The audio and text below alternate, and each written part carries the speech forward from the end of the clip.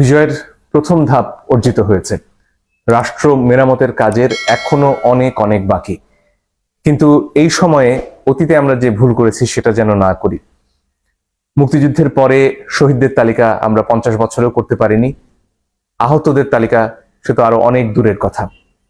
কিন্তু এই সময় সেটা অসম্ভব নয়। শহীদদের তালিকা করা শুরু হয়েছে, কিন্তু সেখানে ছাত্রদের ব্যাপারে যতটা বিস্তারিত এসেছে, তার পাশাপাশি সাধারণ মানুষ, একেবারে গরিব মানুষ যারা ছাত্রদের পাশে কাঁধে কাঁধ মিলিয়ে নেমে এসেছিলেন, তাদের কথা আমরা মনে রাখতে কতটুকু পেরেছি সে প্রশ্ন হয়তো আছে। কিন্তু দেরি হয়ে যায়নি এখনো।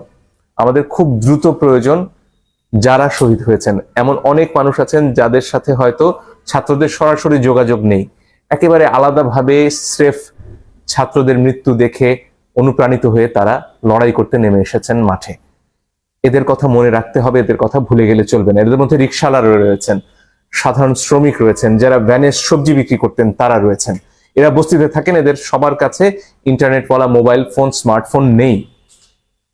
এদের মধ্যে যারা শহীদ হয়েছেন তাদের তালিকা যত দ্রুত সম্ভব এলাকা ভিত্তিক করা প্রয়োজন।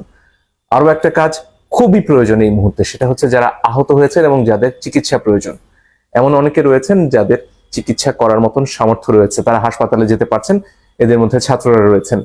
কিন্তু এর বাইরে যারা সাধারণ মানুষ, যারা বস্তিতে থাকেন, তারা হয়তো তার ঘরে আহত হয়ে অসুস্থ অবস্থায় পড়ে রয়েছেন, তার খবর আমরা এখনো জানতে পারছি না। আমি আহ্বান জানাচ্ছি যারা ছাত্ররা এই আন্দোলনের নেতৃত্ব দিয়েছেন, যারা অত্যন্ত চমৎকার ভাবে এখনো অনেক জায়গাতে ট্রাফিক সামলাচ্ছেন, ঢাকা আজকে একটা সুশৃঙ্খল শহর, তাদেরকে আহ্বান জানাবো, আপনাদের আরো কাজ রয়ে গেছে। এই আহতদের খুঁজে বের করতে হবে, তাদের পাশে দাঁড়াতে হবে। তবে এই কাজ শুধু আমাদের ছাত্রছাত্রীদের নয়, এই কাজ এলাকার সবার। আপনার এলাকায় বস্তিগুলোতে গিয়ে দেখতে হবে সেখানে কারা আহত রয়েছেন, তাদের কি সাহায্যের প্রয়োজন। সাহায্য আপনারা একা করতে পারবেন না, তার জন্য সবাইকে এগিয়ে আসতে হবে এবং অনেক জায়গা থেকে, দেশ বিদেশ থেকে মানুষরা সাহায্যের জন্য, অর্থ সাহায্য করতে এগিয়ে আসতে চাইছেন। কিন্তু তারা কিভাবে এই টাকা পৌঁছবেন, তার জন্য যেমন একটা কেন্দ্রীয় ব্যবস্থা প্রয়োজন, স্থানীয় ব্যবস্থাও করা যেতে পারে। প্রথম কথা, একটা গুগল ডক করা যেতে পারে যেখানে এই তথ্যগুলো দেয়া হবে যে তিনি কে, কোথায় থাকেন, তার যোগাযোগের ঠিকানা বা মোবাইল ফাইন্যান্সিয়াল সার্ভিস, সেটা বিকাশ হোক, ডাচ বাংলা ব্যাংকের হোক, সেগুলোর নম্বর দেয়া যেতে পারে।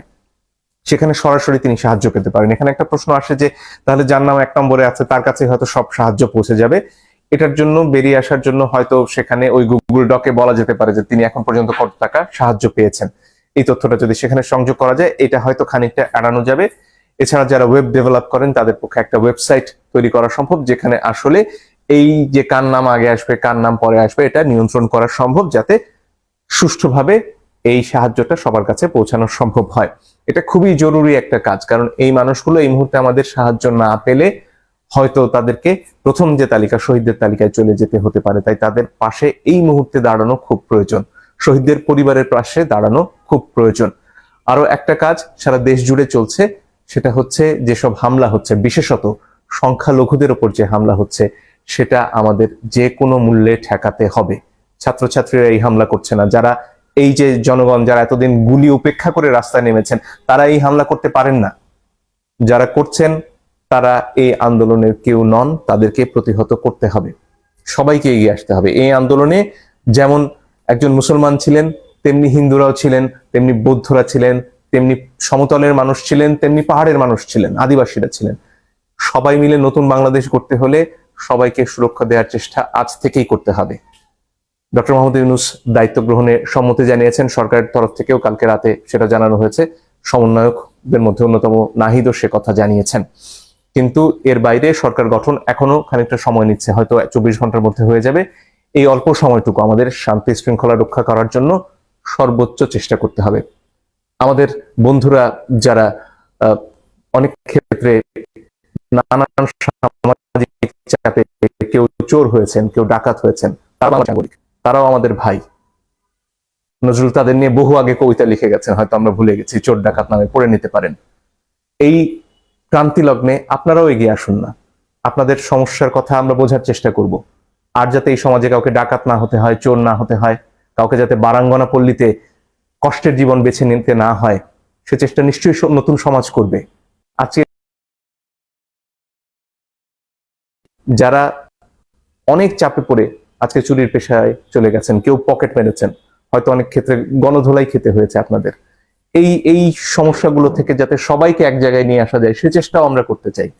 আমার বিশ্বাস আমাদের তরুণরা সব পারবে, কারণ আমাদের সে বুদ্ধিই ছিল না, আমরা পৃথিবী দেখে বড় হইনি। আমাদের তরুণরা আজকে এমন এক সব পেশার কথা বলে যেগুলো আমরা বুড়োরা বুঝতেই পারি না। অনেকক্ষণ ধরে বুঝতে হয় বাবা তুমি কি কাজ করো, এবং তারা ঘরে বসে বৈদেশিক মুদ্রা আয় করে।